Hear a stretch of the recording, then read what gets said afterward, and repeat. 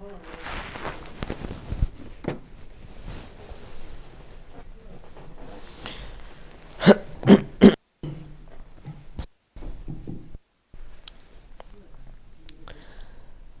الله الرحمن الرحيم الحمد لله نحمده ونستعينه ونستغفره ونؤمن به ونتوكل عليه ونعوذ بالله من شرور أنفسنا ومن سيئات أعمالنا من يهده الله فلا مضل له ومن يضلله فلا هادي له ونشهد أن لا إله إلا الله وحده لا شريك له ونشهد أن سيدنا وحبيبنا وسندنا ومولانا محمدا عبده ورسوله صلى الله تبارك وتعالى عليه وعلى آله وصحبه أجمعين أما بعد. Alhamdulillah, we are studying the fiqh of fasting, and we have talked about a few maslas over the past few days, and the last point we reached was those things which invalidate the fast and only require a qada, no kaffara is required. So from amongst those things was swallowing a pebble or any other items which are not usually eaten, swallowing toothpaste or mouthwash. So if somebody does swallow toothpaste or mouthwash accidentally, the fast will be broken and they will have to make up that fast later. And this brings me on to the question of applying dental wax on braces whilst fasting. So for those people who wear braces will know that, when the wire pokes out or is slightly damaged, usually dental wax would be applied to the braces. So the ruling is that simply applying dental wax to the braces will not invalidate the fast. However, if some of the wax at the time of applying or after, then the fast will be nullified and qaza will have to be made, and like we are just studying, there will be no kafara. And there is one note to remember as well, is if a person applied the wax before Sahri time ended, so before the fast started, and then the wax was accidentally swallowed, then the fast will be invalidated if the amount swallowed was equivalent, or if fast will be invalidated if the amount swallowed was equivalent or more than the size of a chickpea. And if the amount swallowed was less than a chickpea, then the fast will not break. So I'll repeat that again, that if the wax was swallowed after the sahri was applied ended, and then the wax was accidentally swallowed, then the fast will be broken. The amount swallowed was equivalent, meaning same, or more than the size of a chickpea. If it was less than the size of a chickpea, then the fast will not break, and this leeway only applies if the wax was applied before Sahri ends. So if the wax was applied after Sahri ended during the fast whilst fasting, then no matter how much goes down, the fast will break. So this leeway is only there if the wax was applied before Sahri ended. Then the next question is about vomiting. Will vomiting nullify the fast or not? So the answer to this is vomiting will only invalidate the fast in two scenarios. Number one is when the vomit occurs by itself, it's natural, it's not induced, and it is more than a mouthful, and the person swallows that vomit despite having the ability to spit it out. So that's scenario number one. When the vomit was natural, it was more than a mouthful, and then that vomit was swallowed despite having the ability to spit it out. That's scenario number one. And number two, the second case where vomiting breaks the fast is when a person instigates the vomit, he induces vomit, and it is more than a mouthful. In this case, the fast will break, it will be nullified regardless of whether the vomit exits the mouth, it is swallowed accidentally or swallowed on purpose. The fast will break if it is induced and it is simply more than a mouthful. And what does a mouthful mean? The definition of mouthful is that one's mouth cannot withhold the vomit without straying. That is a mouthful.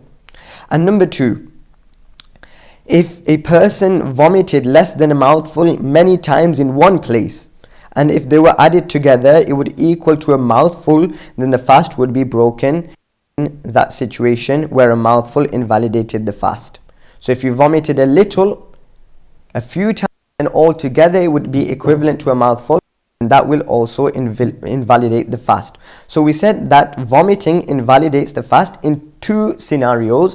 Number 1, where it is natural, it is more than a mouthful, and you then swallow it despite having the ability to spit it out. And number 2, when it is self-induced and it is more than a mouthful. So I'll go over all of the possible situations. So they are the only 2 situations, but we'll just clarify and go over all the others as well. So for example, number 1, the vomit is voluntary, it is a mouthful, it is spat, invalidate the fast. If it is a mouthful, it is involuntary and intentionally, it will break the fast. So that should clarify that masla as well. Accidentally swallowing water whilst rinsing the mouth. So we talked about this yesterday, that eating something accidentally, drinking something accidentally will invalidate the fast. However, there is no kafara, it's just going to be a qaza. Traces of water that remain in the mouth are an exception. So sometimes, if you do wuzu and you've rinsed your mouth and there's slight traces of water left in the mouth, you can't possibly spit every single drop of water out. So those little, not a drop, but the traces of water that remain in the mouth, they are an exception. If one is forced to break a fast, so for example, this is just an example, if somebody put a gun to your head and they say you are being forced to break your fast, will that invalidate the fast or not? The answer is yes. Even if you are forced to break your fast, then your fast will break and you will have to keep a qada. Kafara will not be necessary. Now we talk about a few things regarding the nose that invalidates the fast and qada will be required. So number 1, water used to clean the nose for wudu or ghusl and it reaches the throat. So it goes up the nose and it reaches the throat, that will invalidate the fast as well. So you should take some care when washing the nose. Inhaling medicine into the nostrils, so like nasal spray, that would invalidate the fast. And number 3, inhaling smoke intentionally. So this brings to the question of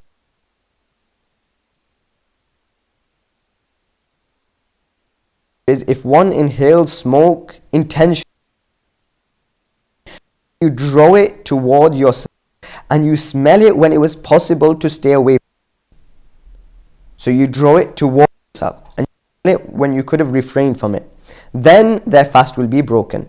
So for example, an incense stick, agarbatti, and then he draws it to himself and he smells it, then fast will be broken and there will be qada, no kafara. Inhaling smoke or dirt unintentionally will not break the fast. And unintentionally means that he didn't draw the smoke to himself, and it's not exactly possible to stay away from it. And an example of this is we'll see at home, for the women folk especially, is when they are in the kitchen,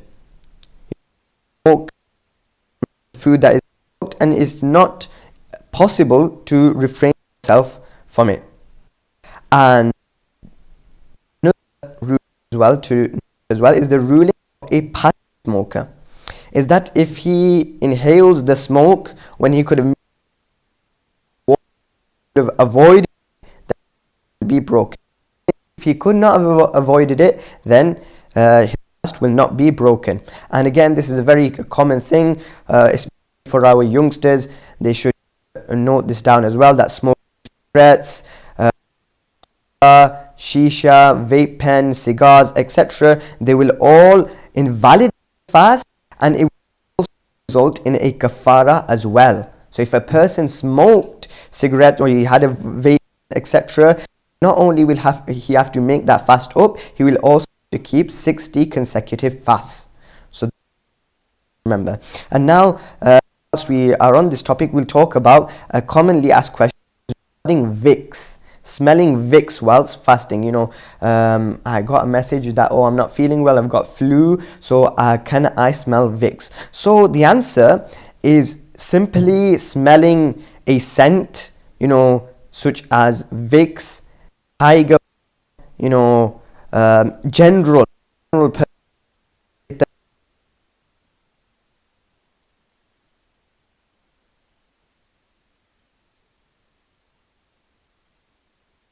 However, if the scent was such that it consisted of steam, it consisted of some sort of vapor, invalidate the fast if it is inhaled on purpose, as we have just mentioned the rule regarding inhaling intention. So the ruling of whether Vicks will invalidate the fast or not depends on the type of Vicks used. If the steam inhaler is used, then the fast will be invalidated. The one where you put it in water and it consists of steam and vapor, and then you're inhaling it, then the fast will be broken. And if it is the normal Vicks balm, which we apply to some sort of ache or pain, then it will not invalidate the fast. And the same would actually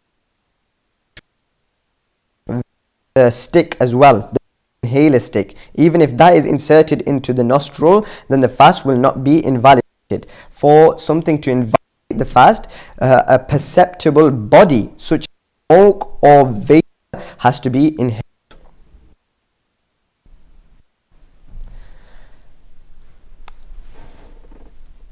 Carrying on, we move on to now kafara. So if a person eats intentionally and he breaks the fast without any shari'i reason, without any valid reason, by eating, drinking or having intercourse, kafara will be due.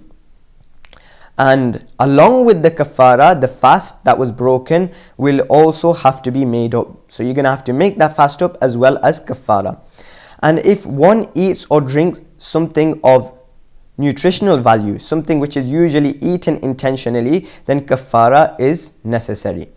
If someone has intercourse in either of the two passages, and whilst I've mentioned this, we should remember that it is only permissible to have intercourse through the one passage, the normal passage. To go from the other passage is not allowed in Islam. But however, even if one went from both passages, two passages intentionally, then kafara is necessary. And what is kafara? So we've been mentioning kafara. Kafara means to keep 60 consecutive fasts. So much so that if a person had, for example, he'd kept 58 fasts, 58 or 59 fasts, he had one fast left and he fell ill and he didn't keep that fast, then he would have to start again. So it's keeping 60 consecutive fasts. However, there is one exception to this, and that is if a woman has her hayz, her menstruation, starts during these days while she was trying to keep her 60 consecutive days. And obviously, whilst a woman is in that state of her hayz, she is not permitted by the Sharia to fast, then the ruling will be that it will not be considered to be a discontinuity. So as soon as that her days finish, her menstruation finishes, she will resume from where she left off. That from the day she becomes bag, she will continue from there. So for example, she had kept 33 fasts and then she had a 10-day break, then she will continue from 33 again. So that will, obviously that is an uzr, so we will not say that every time she has a menstruation she has to start again. And if a person is genuinely unable to keep 60 consecutive fasts, for example, like we've mentioned, a person is very old, very weak, he has some sort of illness, then the second kafara, the second choice, the default is to keep 60 consecutive days, but if one is unable to do that, then it will be feeding 60 poor people must be fed 2 meals, or they be given the equivalent cash value, or one person is fed 2 meals for 60 days. So again, if anybody has, invalidated their fast in a manner where kafara is necessary, then they should, come and ask exactly what kind of kafara they need to give, and they should clarify the situation. And genuinely unable means due to an illness where there is no hope left for recovery, or very old age. Inshallah, we will resume with the fiqh of fasting tomorrow, and we will talk about some of the things which do not invalidate the fast. Alhamdulillah, we've been over a few things like the ear drops, eye drops, injection, cupping, etc. Alhamdulillah, and today we've talked about kafara. So yes, inshallah, tomorrow we will talk about those things which do not invalidate the fast.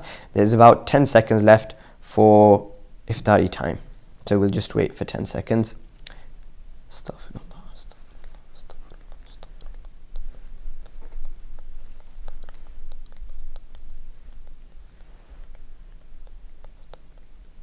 Please read the dua.